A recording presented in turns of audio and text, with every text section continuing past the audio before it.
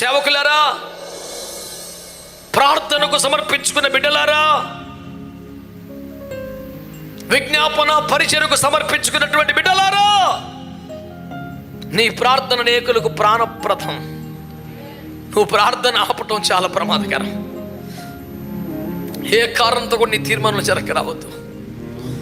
నీవు చేతులెత్తవలసిన ప్రజలు నువ్వు చేతులెత్తితేనే బతుకుంటారు. తమ పసివారి ప్రాణముల కొరకు చేతులెత్తవలసిన తల్లులు చేతులెత్తడం మానితే ఎలా?